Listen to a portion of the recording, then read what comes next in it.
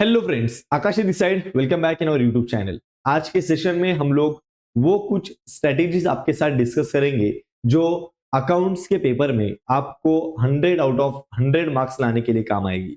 ऐसी total 6 strategies मैं आपके साथ डिस्कस करूंगा कि जहां पे बच्चा नॉर्मली मिस्टेक करता है वो आप कैसे अवॉइड कर सकते हो और आपका पेपर, आपका अकाउंट्स का पेपर आउट ऑफ मार्क्स का बन सकता है। अगर अभी तक आपने बहुत अच्छे से प्रिपरेशन किया है एंड यस आपको अंदर से लग रहा है कि yes I am ready for taking out of marks in accounts, then this video is for you my dear.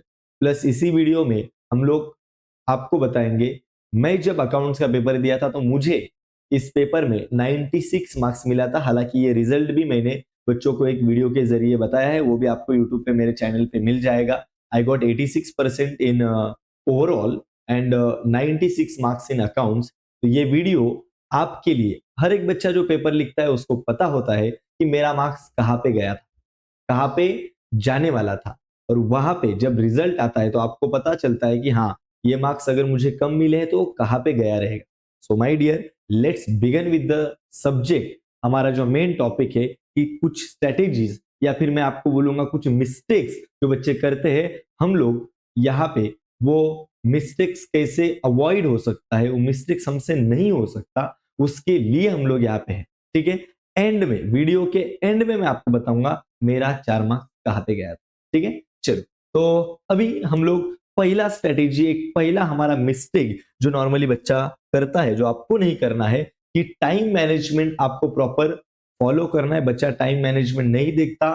Paper attempt करने के लिए मैं कौन सा क्वेश्चन कितने टाइम में अटेम्प्ट करूंगा, ये बच्चा बिल्कुल नहीं देखता है।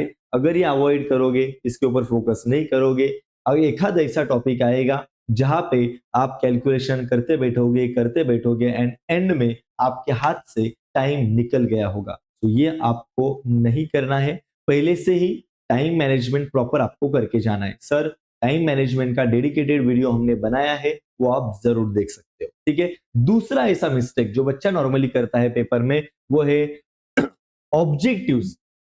ऑब्जेक्टिव्स करेक्टली ना लिखना। My dear, if you are thinking for out of marks, then you have to focus on all the objectives and आपके सभी ऑब्जेक्टिव्स करेक्ट जाने चाहिए। If your all objectives are correct, one by one question आप tally करते जा रहे हो, तो ऑब्वियसली आपके आउट ऑफ मार्क्स लेने के चांसेस बढ़ते हैं। तो एक भी ऑब्जेक्टिव हमारा रॉन्ग नहीं जाना चाहिए। ठीक है, सो ये होगा ऑब्जेक्टिव के लिए। एंड नेक्स्ट चीज बच्चा जो नॉर्मली मिस्टेक कर सकता है, format, numbers, name of the column, ये चीजों में कहीं पे भी मिस्टेक नहीं करना। फॉर्मेट ड्रॉ करते टाइम कोई मिस्टेक नहीं करोगे। नंबरिंग में एक हाथ जीरो इधर उधर हो गया तो भी प्रॉब्लम हो सकता है। Name of the column, column जब आप अमाउंट वगैरह लिखते हो या फिर नेम ऑफ अकाउंट्स लिखते हो, जब कहीं पे ऐसा है फॉर द ईयर एंडेड आपको लिखना होता है, कहाँ पे सिर्फ हम अकाउंट का नाम लिखते हैं, फॉर द ईयर एंडेड नहीं लिखते। ये चीजें आपने परफेक्टली माइंड में लेके जाना है। सर, ये तो मिस्टेक हम नहीं करते, ऐसा बोलो ही नहीं। मिस्टेक जब हमारे ऊपर प्रेशर आता है तो होती है, वो आपको नहीं करनी, ये बताने के लिए मैं आज यहाँ पे हूं। ठीक है, आप ये सिली मिस्टेक्स एग्जाम में नहीं करोगे। ठीक है, उसके बाद narration in case of journal entries. Narration, बच्चा बोलता है इंपॉर्टेंट नहीं, नरेशन इज इंपॉर्टेंट। नरेशन आपको लिखना ही होता है जर्नल एंट्री का। वहां पे बच्चा कुछ भी नरेशन लिख के आएगा तो नहीं चलता, आपको नरेशन भी प्रॉपर देखना है। आपके सभी एंट्रीज करेक्ट थे, बट नरेशन में अगर आपने कहीं पे थोड़ा भी मिस्टेक किया रहेगा, बराबर, एकदम ऐसा एकदम पर्टिकुलरली प्रॉपरली देखेंगे ये नहीं बोल रहा हूं, बट आप नरेशन को ज्यादा फोकस नहीं करते, कुछ भी लिख देते हो, अमाउंट आपने एंट्री बराबर किया, अमाउंट बराबर लिखा और नरेशन को ज्यादा भाव नहीं दिया, ऐसा नहीं करो।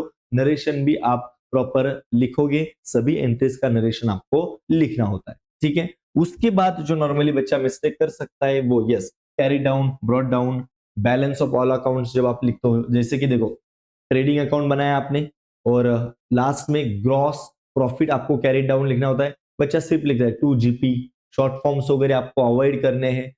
ग्रॉस प्रॉफिट कैरी डाउन ये चीज लिखना है। अगले अकाउंट में ग्रॉस प्रॉफिट लेके जाओगे तो वहां पे ब्रॉट डाउन याद से लिखना। आप याद रखना, आप समझना, यही मिस्टेक्स मैं नॉर्मली एग्जाम में करता हूं।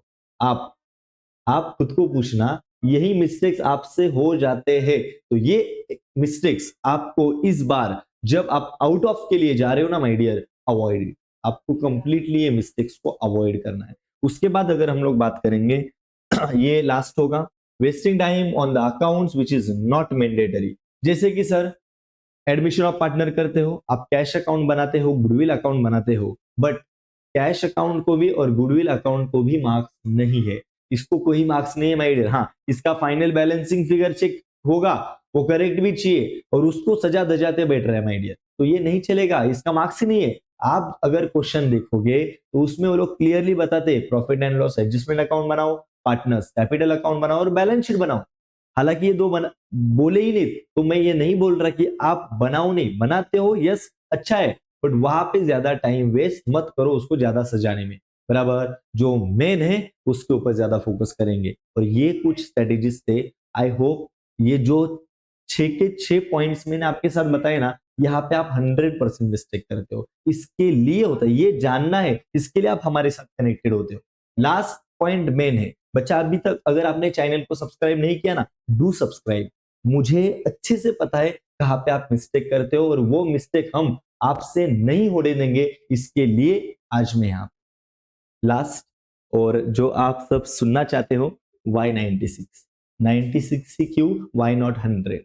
तो let me clear you, bills of exchange नाम का टॉपिक है आपको। यस, आज मुझे मेरा सबसे फेवरेट टॉपिक है, बट हाँ मेरा वो bills of exchange properly correct गया था, बट वहां पे स्टार्टिंग के एंट्रीज में मैंने मिस्टेक किया था थोड़ा सा, तो मैंने रफ करके वापस से फॉर्मेट मैंने बनाया था और वो करेक्टली सॉल्व किया था, तो शायद से बराबर है। तो वहां पे क्या होता है, गलत इंप्रेशन चला जाता है कि यार इतना अच्छे से सॉल्व किया, बट हाँ वहां पे आपने कुछ करेक्शन वगैरह ऐसा किया है, तो वहां पे मेरा एक दूसरा मार्क्स उन्होंने कट किया रहेगा। और दूसरा, वंस अगेन मेरा favourite topic, but issue of shares में, बच्चा कॉल इन अरियर का तुम एंट्री प्रिपेयर करते हो ना, मेरे केस में अभी मैं नहीं बताऊंगा मैंने कब पेपर दिया था वगैरह, बट हाँ आप चेक कर सकते हो, तो अभी यूट्यूब पे अवेलेबल भी है मेरा रिजल्ट।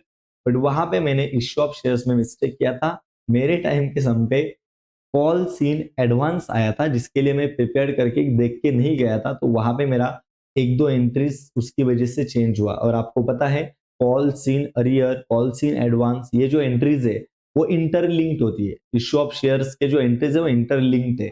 अगर आप कॉल सीन एडवांस से गलत करके जाओगे तो आगे गलत होगा, कॉल सीन अरियर से गलत करके जाओगे तो आगे गलत होगा।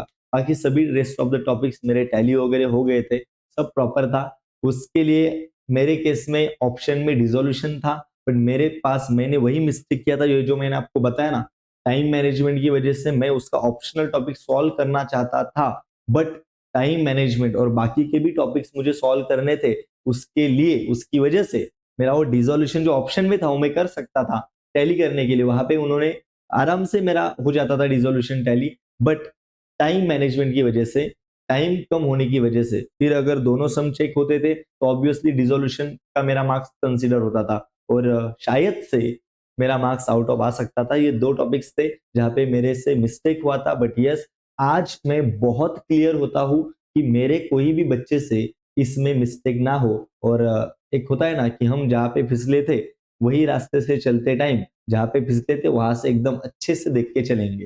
तो यही है, मेरे से मिस्टेक हुआ था, बट आई ट्राइड, कि मैं बहुत ट्राई करता हूं कि मेरे बच्चे से जिनको मैं पढ़ाता हूं, मतलब आप सभी से कोई भी मिस्टेक ना हो। I hope this video help you in your board exam.